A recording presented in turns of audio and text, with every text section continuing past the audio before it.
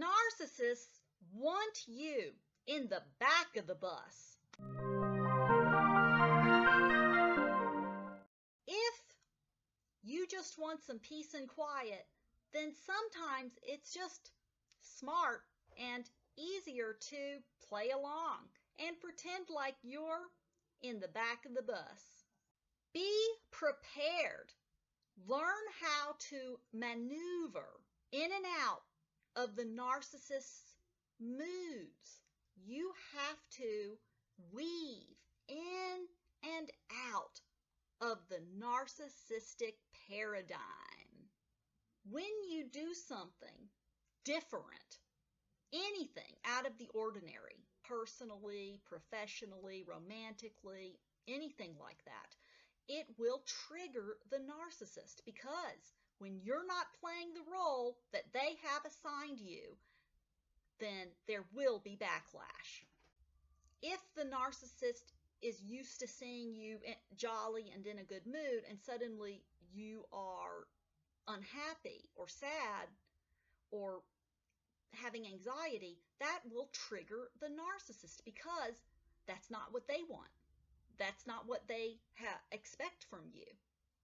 And it will cause them to attack. It might be a mini attack. It might just be some passive-aggressive insults, or it could be full-on emotional or physical or financial sabotage. You don't know. It depends on how nuts the narcissist is. The bottom line is that in order to survive when the target is forced to interact with a narcissist, you have to be able to maneuver in and out of the narcissist's delusions. So, for example, let's say you are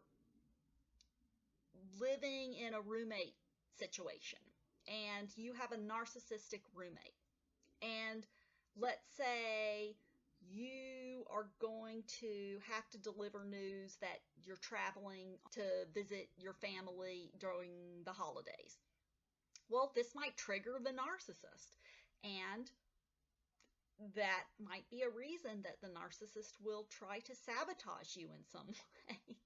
And I know it's so ridiculous. It really is. Of course, when it's happening to us in the moment, it's not funny at all. But when some time has passed and you're able to look back at these situations, it's absolutely, it's juvenile, it's asinine, it's ridiculous. You have to prepare yourself for this attack, this narcissistic rage to come out. Be prepared, like right the day before you leave, the narcissist is going to come at you about something, like the refrigerator broke and I need $200 right now, and they have broken the fridge to cause these problems for you. They might even puncture your car tire so that you can't drive to the airport when you're about to travel.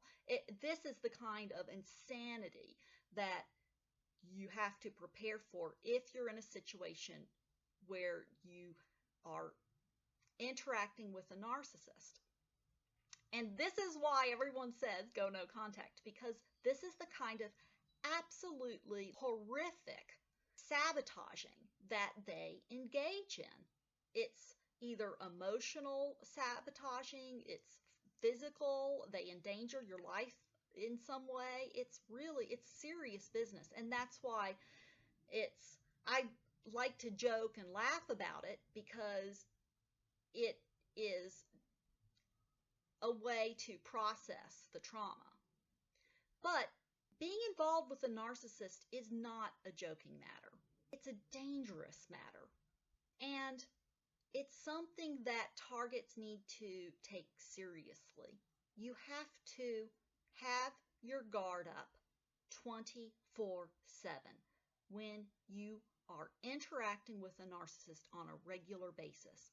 And one way to prepare yourself is to solidify this idea in your brain that whenever there's a life change happening with you, that is a 100% guarantee that the narcissist is going to become triggered and they will attack you. It might be a mini attack. It might just be a little passive-aggressive jab meant to hurt your feelings, or it could be something really serious that could endanger you physically or financially. It's really important for targets to make sure you have your guard up at all times, because they will strike at any time. You never know. They do not always give clues right before they go for your jugular. Some narcissists do.